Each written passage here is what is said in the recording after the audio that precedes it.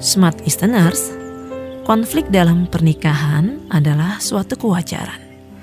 Ada banyak alasan yang dapat memicunya, mulai dari ketidakmampuan dalam menerima, perbedaan tradisi keluarga, kebiasaan, pemikiran, kesenangan, bahkan perasaan.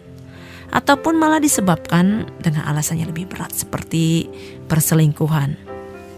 Nah, tidak ada yang serba kebetulan di dunia ini, termasuk konflik yang terjadi. Tentu saja ada proses dan tingkatannya. Dalam sebuah artikel lawasnya yang menarik, Cahyadi Karyawan menyatakan ada 3 tingkatan konflik. Tingkatan pertama konflik adalah the invisible conflict. Pada tingkatan ini konflik yang terjadi masih terjadi di area perasaan. Ada beberapa ketidakcocokan antara suami dengan istri, tetapi tak tampak ataupun tak muncul dalam sikap, ucapan maupun tindakan. Inilah kondisi di mana suami ataupun istri saling memendam perasaan di jiwa dan pikirannya terhadap ketidaknyamanan hubungan ataupun sesuatu yang mengganjal selama ini tetapi tidak diekspresikan. Nah, tingkatan kedua adalah the experience conflict. Pada tingkatan ini, gambaran konflik seperti percekcokan, pertengkaran, ataupun perlawanan tampak lebih nyata. Pemicu konflik bisa jadi karena perbedaan pendapat antara suami dan istri, perbedaan harapan, keinginan, atau karena adanya tindakan yang tidak menyenangkan. Kekerasan emosional akan sangat dirasakan oleh setiap suami ataupun istri yang sedang berkonflik. Tingkatan ketiga adalah the fighting. Pada tingkatan ini, konflik sudah berubah bentuk menjadi kekerasan fisik seperti memukul, menampar, menendang, ataupun tindakan lain yang bersifat fisik.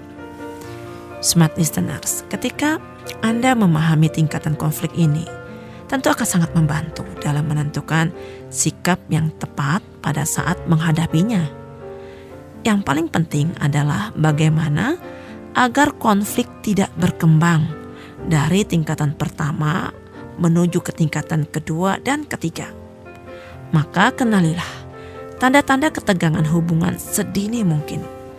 Saat Anda ada hambatan dalam berkomunikasi seperti istri tidak berani berbicara dengan suami karena takut menyinggung, takut dimarahi, takut tidak ditanggapi, ataupun suami yang tidak nyaman berbicara dengan istri karena takut tidak nyambung, takut salah paham, takut direspon dengan berlebihan.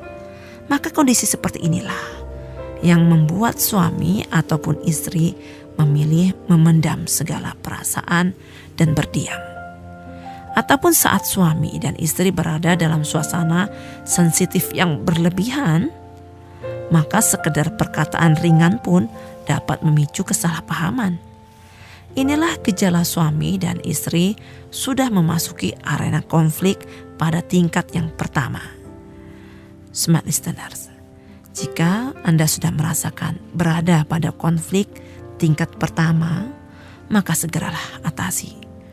Jangan biarkan perasaan tidak nyaman kepada pasangan ini menghuni berlama-lama dalam jiwa. Selain menyiksa hati serta perasaan, maka dapat pula menggerogoti cinta yang sudah tertanam. Segeralah keluar dari zona yang tidak nyaman ini, agar tidak membahayakan keharmonisan hubungan Anda bersama pasangan tercinta.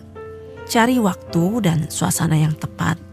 Ajak pasangan Anda berbicara dalam suasana jiwa yang bening, pikiran yang jernih, dan hati yang tidak diliputi emosi. Jangan ragu untuk meminta maaf karena telah menyimpan perasaan yang tidak nyaman kepadanya. Jika perasaan tidak nyaman itu timbul karena adanya praduga tertentu kepada pasangan, maka segeralah konfirmasikan hal itu kepadanya. Ingat, jangan menghakimi ataupun menyalahkan pasangan. Tujuan komunikasi ini adalah untuk mengembalikan kemesraan yang terkikis karena berbagai perasaan tidak nyaman yang mengganjal selama ini. Maka lakukanlah komunikasi dalam suasana santai dan penuh canda boleh pula sambil memijat tubuh pasangan.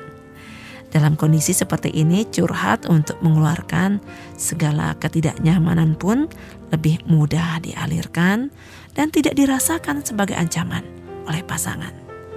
Rasa cinta pun kembali menguat dengan berbagai bahasa cinta yang menyertai curhat tersebut. Smart listeners, dalam perjalanan mengarungi bahtera rumah tangga, tentu saja konflik dengan segala levelnya menjadi bagian yang tak terpisahkan.